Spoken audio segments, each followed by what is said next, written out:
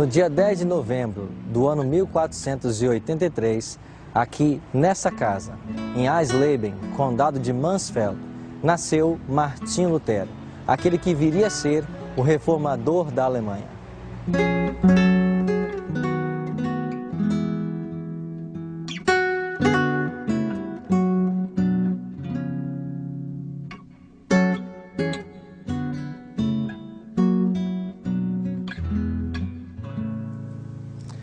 No dia 11 de novembro de 1483, no dia imediato ao seu nascimento, Lutero foi batizado nessa igreja de São Pedro e São Paulo, aqui em Eisleben, e recebeu o nome de Martinho porque o santo do dia para a igreja era São Martinho.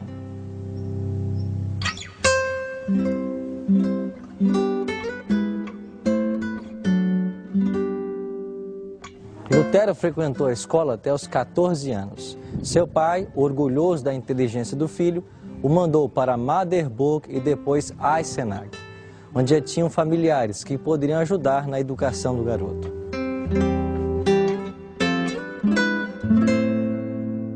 Mas como os familiares também eram pobres, Lutero, a exemplo de seus amigos, teve que cantar de porta em porta para ganhar o seu sustento. Lutero possuía uma bela voz, e isso agradou uma senhora da cidade, chamada Úrsula Cotta. Depois de um tempo, ela e seu esposo, Conrado Cotta, receberam Lutero em casa. E enquanto ele esteve em Eisenach, ajudaram em seus estudos. Ele fez progresso na oratória, línguas antigas e poesia.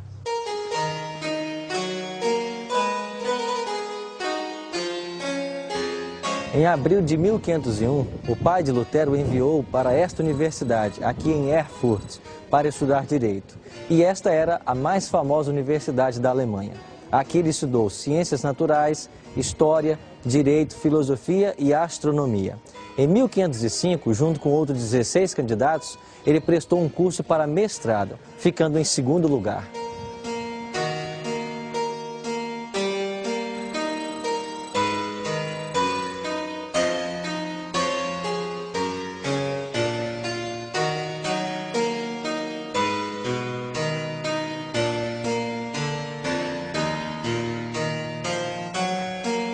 Lutero foi passar alguns dias na casa de seus pais em Mansfeld. No dia 2 de julho de 1505, quando ele voltava de Mansfeld para Erfurt, por essa estrada, desabou um grande temporal. Os raios cortavam o céu e um raio lançou por terra. E ele fez um voto a Santa Ana, que era padroeira dos trabalhadores de Minas, que se ele sobrevivesse, ele se tornaria um monge. Essa pedra assinala que essa experiência ocorreu nessa região.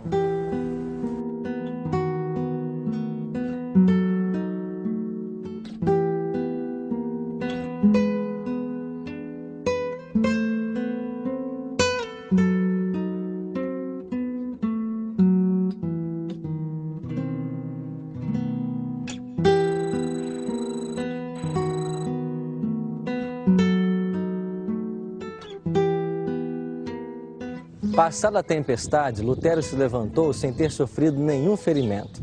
E assim, no dia 17 de julho de 1505, ele veio para esse mosteiro agostiniano dos eremitas para cumprir o seu voto. Seus amigos disseram que ele voltasse atrás na sua decisão. Ele também sabia da decepção que causaria a seus pais por abandonar o curso de Direito. Mas, aqui nesse mosteiro, ele esperava encontrar paz para o seu coração. Pastor Tim, qual foi a experiência que Lutero teve aqui nesse mosteiro? Lutero ficou nesse mosteiro de 1505 a 1511, com exceção de um ano que ele esteve em Wittenberg, entre 1508 e 1509. Aqui ele buscou paz de espírito para sua alma. Ele fazia penitências, jejuns e outras formas de autoflagelação, na tentativa de encontrar a paz espiritual que ele tanto desejava. Ele encontrou em Johann Staupitz um grande amigo. Ele era o superior da ordem dos agostinianos e Lutero se confessava por vezes com Staupitz. Mas a reação de Staupitz era: você está confessando pecados tão simples, tão insignificantes. Você não incorreu em adultério, não era tentado por mulheres ou outros problemas dessa natureza? E ele dizia: mas eu não encontro paz de espírito. Eu não encontro paz. E Staupitz chamou a sua atenção para o evangelho da graça de Deus. Esse homem, um católico fervoroso, teve uma influência muito significativa na vida de Lutero. Além disso, foi na biblioteca desse mosteiro que Lutero encontrou também o primeiro exemplar da Bíblia latina. Ele olhou a Bíblia e ficou emocionado em ver pela primeira vez uma Bíblia completa. E ele sonhava em um dia receber um exemplar dessa Bíblia, não imaginando na época que ele se tornaria o mais importante tradutor da Bíblia à língua alemã. Além disso, em uma ocasião importante também Lutero teve certa influência do que se chama Devotio Moderna, ou seja, os irmãos da fé comum. Eles eram de origem holandesa e eles tinham apego à palavra de Deus.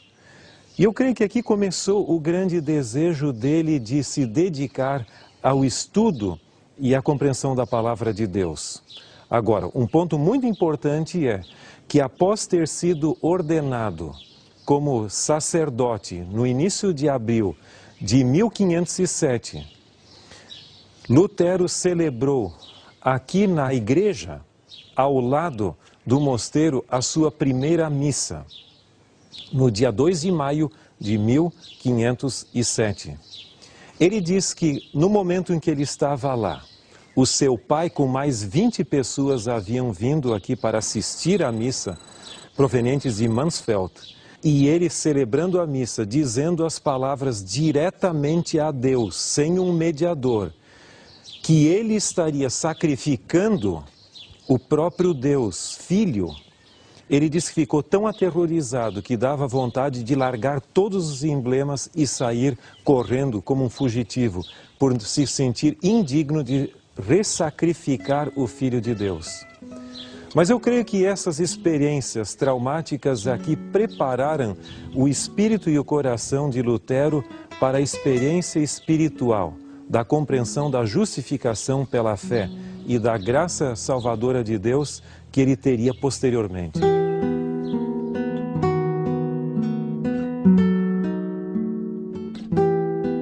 Na providência de Deus, Lutero foi levado a visitar Roma. Afinal, contemplou à distância a cidade das 7 colinas. Com profunda emoção, prostrou-se ao solo, exclamando: Santa Roma, eu te saúdo. Por um decreto recente, fora prometido pelo Papa certa indulgência a todos que subissem de joelhos a escada de Pilatos, que se diz ter sido descida por nosso Salvador ao sair do tribunal romano e miraculosamente transportada de Jerusalém para Roma. Lutero estava certo dia subindo devotadamente esses degraus, quando de súbito uma voz, semelhante a trovão, pareceu dizer-lhe: o justo viverá da fé. Ergueu-se de um salto e saiu apressadamente do lugar, envergonhado e horrorizado. Desde aquele tempo, viu mais claramente do que nunca o engano de se confiar nas obras humanas para a salvação e a necessidade de fé constante nos méritos de Cristo. Depois de voltar de Roma, Lutero recebeu da Universidade de Wittenberg o grau de doutor em teologia. A Igreja de Roma negociava com a graça de Deus. Com a alegação de levantar fundos para a ereção da Igreja de São Pedro em Roma, publicamente se ofereciam à venda indulgências por autorização do Papa. Já Lutero expunha o caráter ofensivo do pecado, ensinando ser impossível ao homem, por suas próprias obras, diminuir as culpas ou fugir do castigo. Lutero tornou claras e populares suas ideias quando escreveu suas 95 teses contra a venda de indulgências.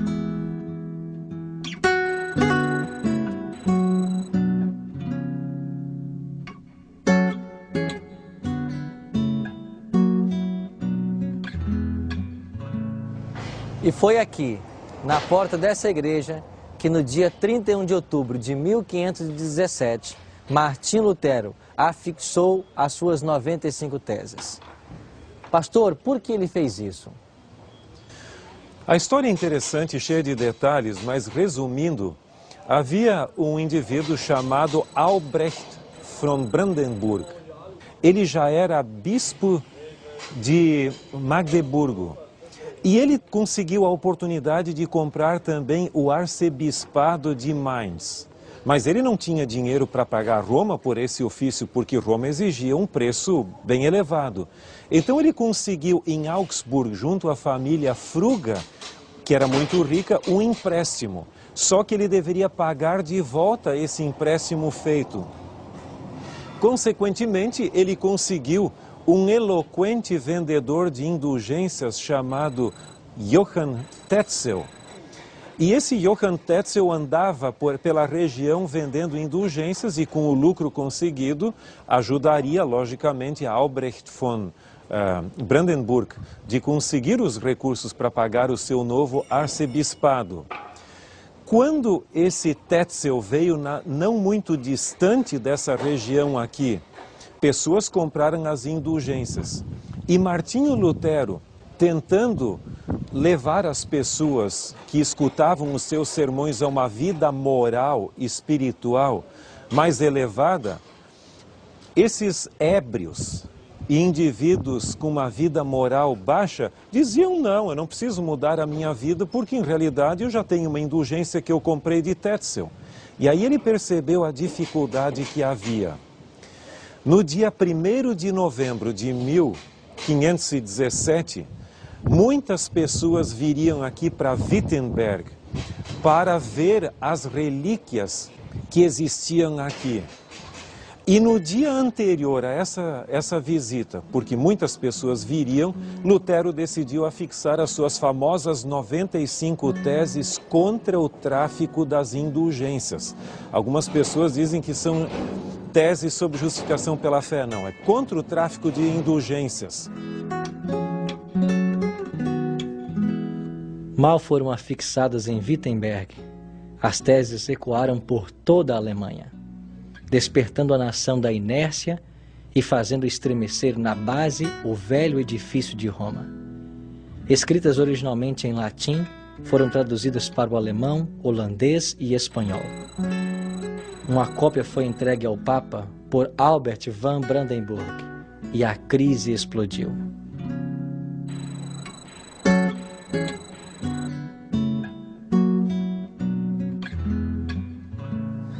Por causa da posição defendida por Lutero em suas 95 teses, ele recebeu a intimação para comparecer a Roma, a fim de responder pela acusação de heresia.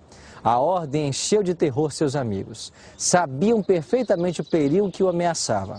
A corrupta cidade de Roma, já embriagada com o sangue de muitos mártires, poderia fazer mais um.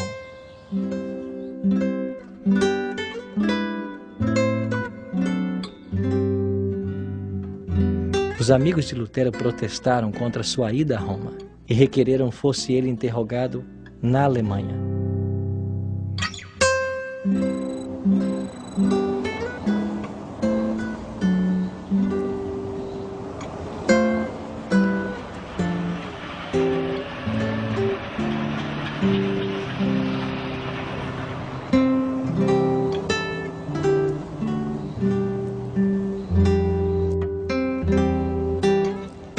Augsburg foi a cidade determinada para o local do processo. Para aqui, Lutero veio a pé. Seus amigos orientaram: Lutero, não vá. A intenção era prendê-lo e matá-lo.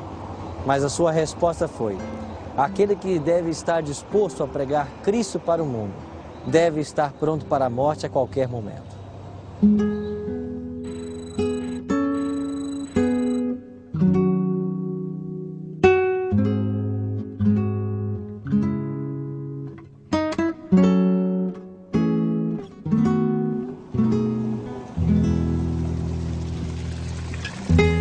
A notícia da chegada de Lutero aqui, a Augsburg, trouxe grande satisfação aos representantes do Papa. Eles queriam que Lutero se submetesse e cedesse em todos os pontos sem argumentação. Mas Lutero argumentou: mostre-me aonde está o meu erro e eu voltarei atrás.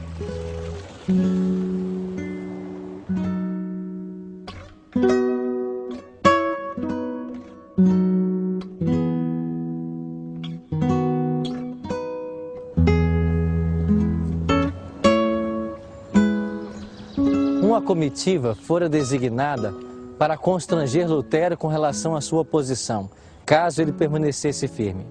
A comitiva deveria prescrever da Alemanha, banir, amaldiçoar e excomungar todos que estivessem ligados a ele.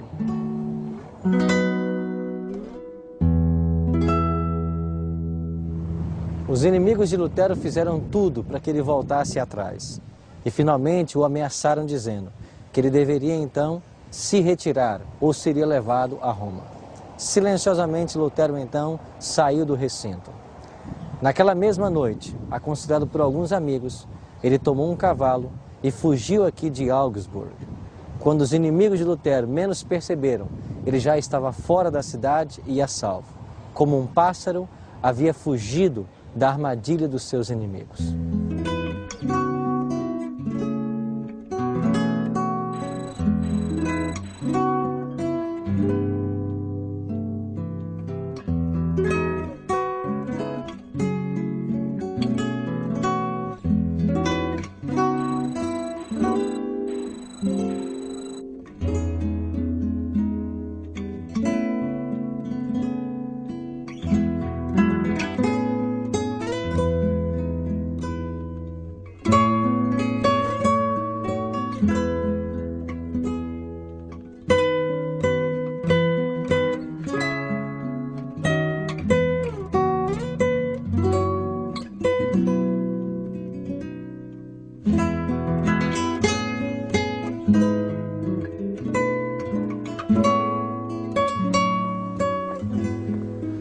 Esta é a igreja principal aqui de Wittenberg, onde Lutero pregou inúmeras vezes.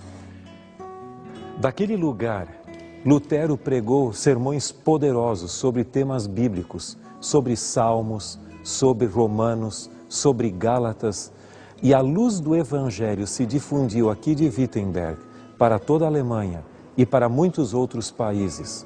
Os seus sermões tinham uma vitalidade, porque Lutero tinha uma preocupação muito grande. Como pode o pecador injusto, indigno, morto em delitos e pecados, se tornar aceitável diante de Deus? E ele compreendeu que isso só poderia ser possível através da graça de Deus. A justiça de que fala a Epístola aos Romanos não é o conceito tradicional, o conceito de dar a cada um o que ele merece. E sim, é uma justiça salvífica. Deus, sendo justo, ao mesmo tempo, por sua graça, consegue justificar o pecador e desta forma torná-lo aceitável diante de Deus. Lutero chega a dizer que quando ele compreendeu essa verdade de que a justiça de Romanos é a justiça salvífica e não punitiva meramente, aquilo foi para ele como abrir os portões do paraíso. E ele teve um novo vislumbre, uma nova compreensão do que representa o Evangelho da graça de Deus.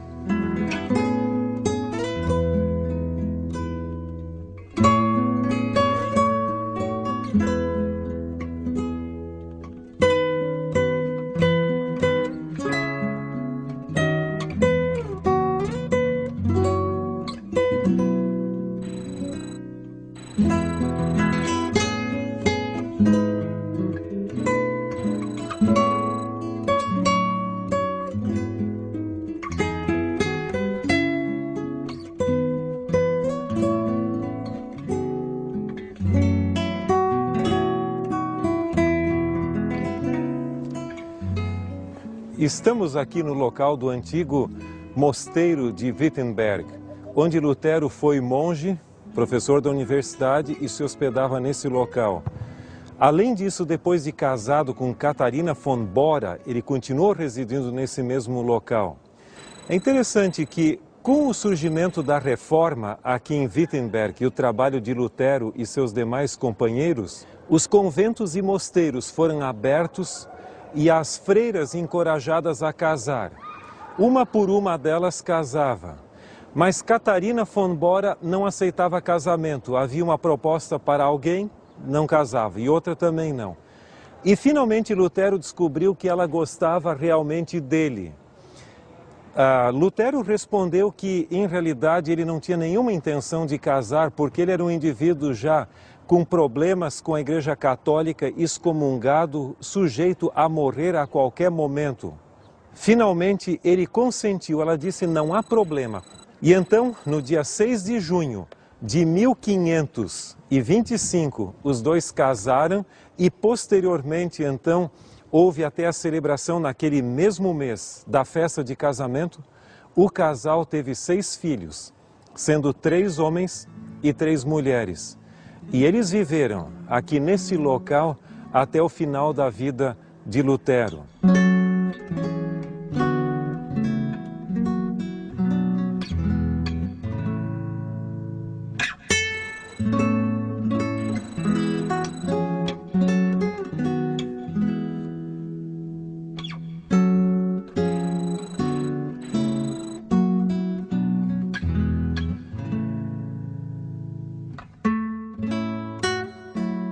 Esta é a igreja de Santo André.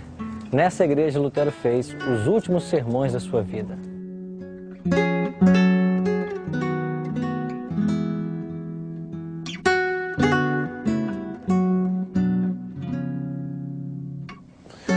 Esta igreja é muito importante pelo fato de Lutero ter passado seus últimos dias aqui.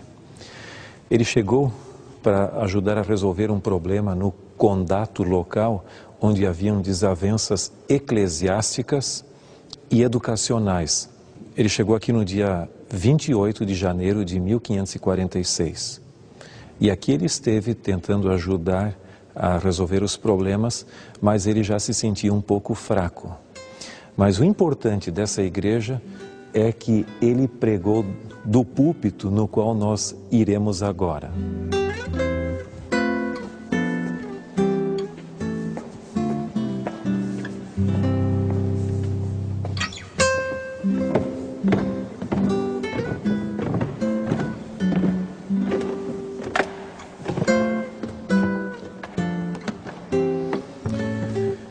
Aqui desse púlpito no qual nos encontramos, Lutero pregou seus 4 últimos sermões.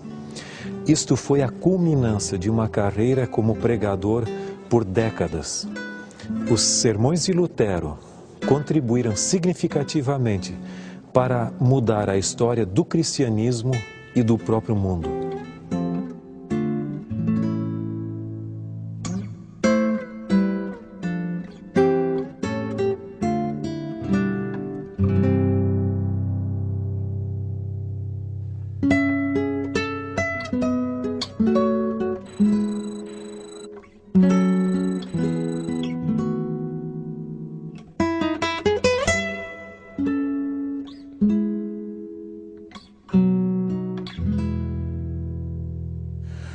Próximo da sepultura de Lutero, temos a sepultura do Dr. Philipp Melanchthon, o mais importante amigo e colaborador de Lutero na Reforma aqui na Alemanha. Ele faleceu no dia 19 de abril de 1560, deixando um legado muito importante para o cristianismo. Foi ele o que redatou e apresentou em Augsburg a famosa Confissão de Augsburg.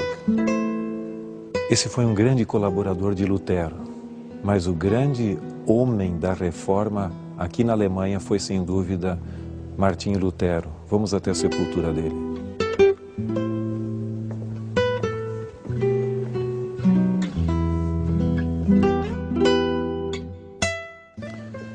Nós estamos aqui diante da sepultura de Martinho Lutero, que faleceu em sua cidade natal, Eisleben, no dia 18 de fevereiro de 1546.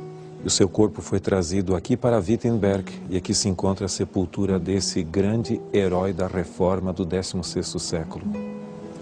De tempos em tempos, Deus levanta homens extraordinários para levar avante a sua obra.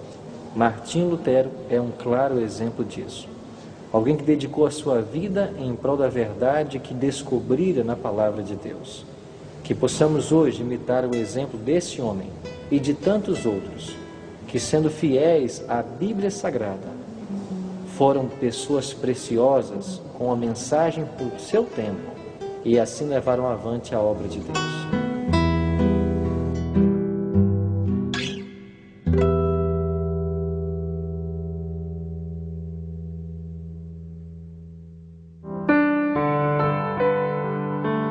A minha decisão é